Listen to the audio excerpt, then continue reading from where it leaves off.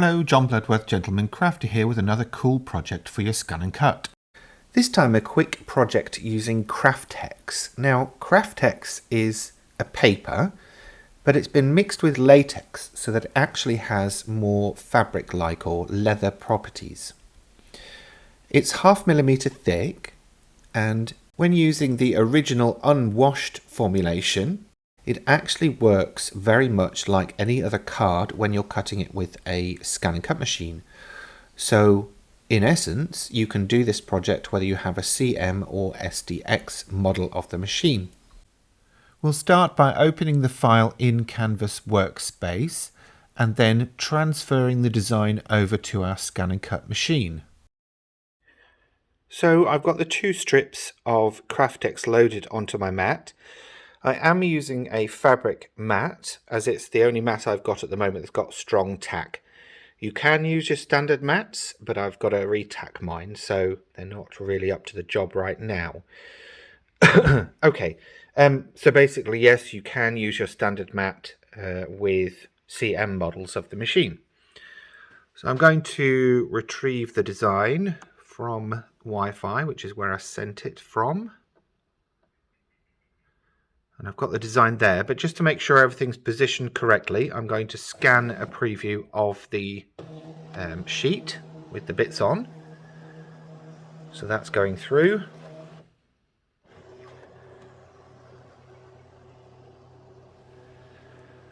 Back it comes. And we can then see that everything is where it needs to be. So we click OK, choose Cut,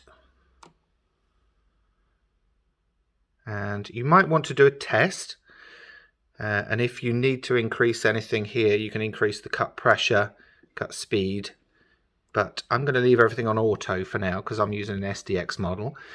You will need to do a couple of test cuts with your CM models, but I'm just going to send that off to cut. Okay, the cutting has finished, so, okay, unload mat, then we can take it out and start removing the Craftex.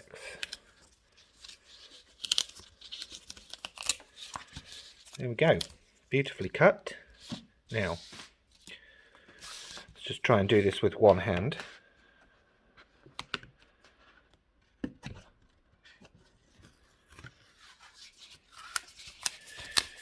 Now when you've got it off the mat, there's a couple of things you're going to want to do. You're going to want to scrunch it up. And keep re-scrunching and scrunching and scrunching and scrunching and battering it and shoving it into things and doing whatever you can to distress it. This is what's going to give us that leather look that we wanted from this material. Once you've finished scrunching, what you're going to do is get it in some water and soak it, and then dry it flat-ish, and then press it with the iron. You can also run it through your washing machine on a regular clothes cycle. Soap or unsoaped, doesn't matter. Maybe even chuck it through with a pair of jeans or some old towels.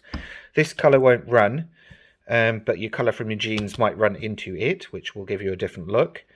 And then, yes, like I say, dry flat and then give it a loose press with the iron, and I will come back and show you what result that gives you. Okay, so I've got my pieces here. They've been washed and dried, and you can see it's now much more flexible than the original sheet that it was, which was basically a sheet of card. It's now got the properties of sort of a leather or a textile. So I'm going to need some extra bits now. So I've got some fabric glue, got some clips, and I've got the hardware that's going to form the closure and the decoration. So the closures, we've got hitch fasteners. These packs come from Tim Holtz. However, you can buy them in bulk from obviously places like Amazon. So I'm going to use one of those. Excuse me. And these were basically split rings, antique brass, and I got those to match the fastenings. So I'm going to need 2 of these little bad boys. Let me get a little tray to put them in and they won't run away. And I will need 2 of these little monkeys. 1, 2. There we go. So for the decoration, basically I want this split ring to sit in the middle here, and I want those to catch hold of it. So what I'm going to do with these is feed them through, fold them over, and then glue them in place. So let's get me some glue going on.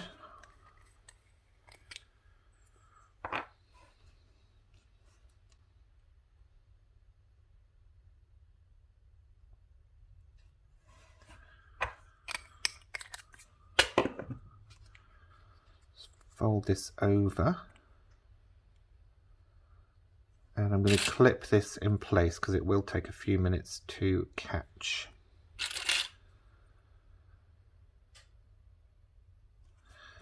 I'll do the same with the other side.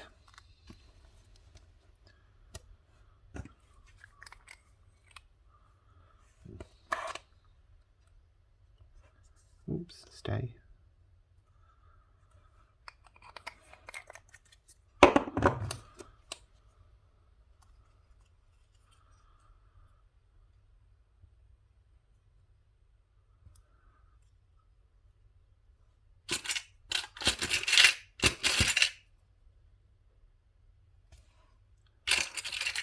One more clip and then we can leave that to dry. So there we go. That's everything clipped in place. Now for these, I am intending to actually try and stitch down the outside edge. So I want to leave a space where there is no glue. So I'm going to apply the glue down the center and obviously either side of these holes to make sure they stay in place. And I will need to leave some space to insert my fastenings.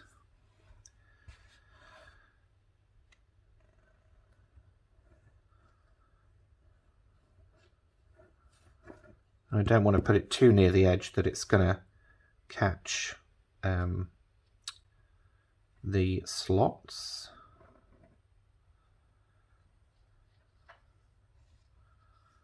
Now this is the first time I've done it, so I can't say if this is too much or too little. I'm just basically winging it. Okay, so I need to make sure the holes are lined up.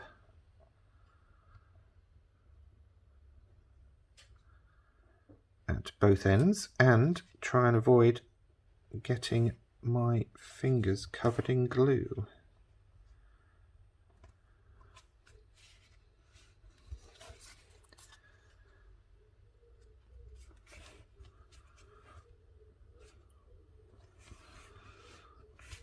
I'm not too worried if the ones at this end aren't fully aligned.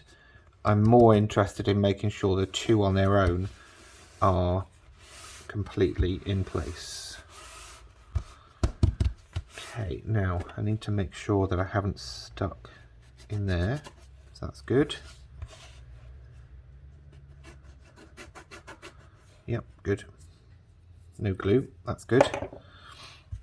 So I'm going to leave that to dry and then I will come back to it and carry on. In fact, actually it should be okay for me to show you this bit now and then I'll show you the finished bit later when it's dry. So basically I'm taking one of these little screw head things, the posts, putting it up from underneath and then screwing one of these little knobby bits on the top.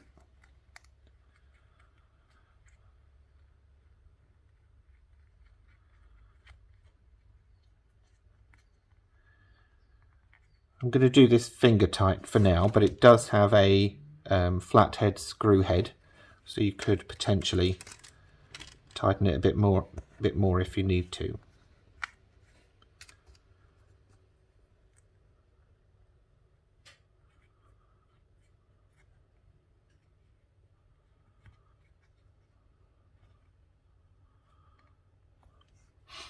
Now obviously if I am sewing I would remove these, but for now I think that's good.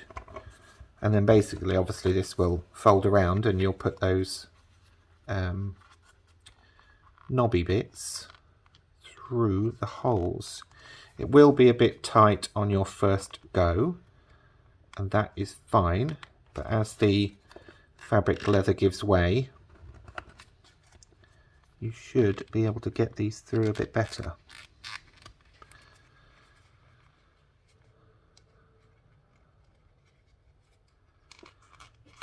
There we go. See? It's in.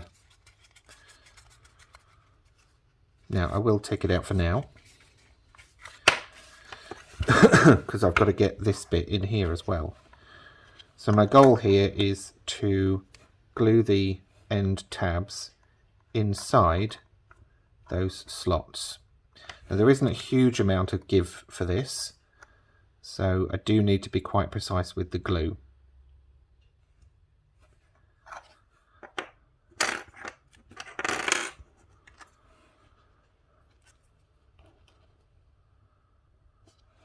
Basically, this is what I will end up with, hopefully. Obviously, if you're doing this at home, you could make these a bit longer if you're concerned about that at all. Oops, there you go. So, let's see if I can manage this without completely mucking it up.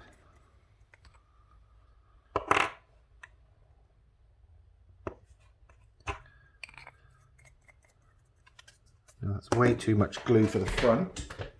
So, what I'm going to do is actually take some of that and bring it around the back.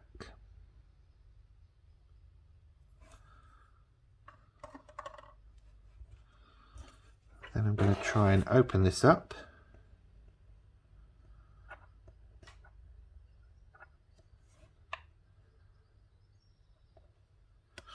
Again, if you're stitching down the edges, you'll either need to make sure that you're using a very fine zipper foot to avoid this, or wait to put this in until after you've finished stitching.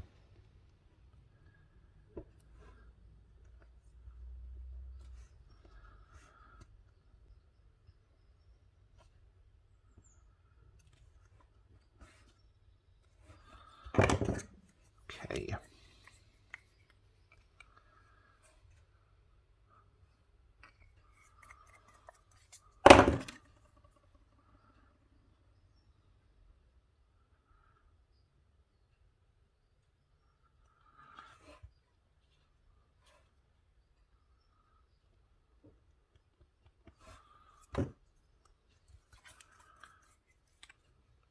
We can afford to put a bit more on the back.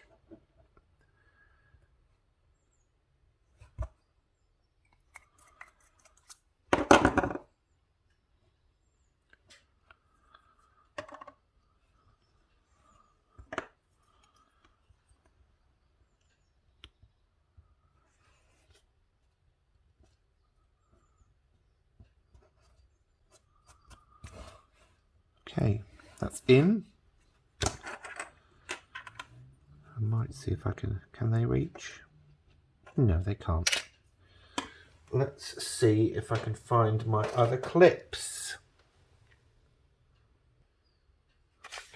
Yes, I can.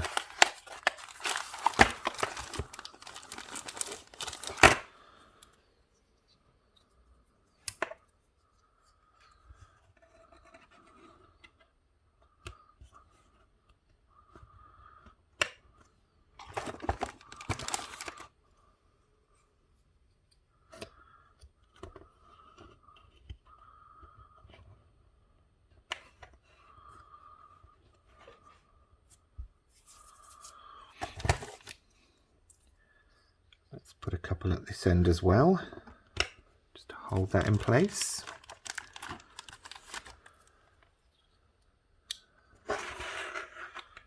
Might be able to slide that one up. There we go.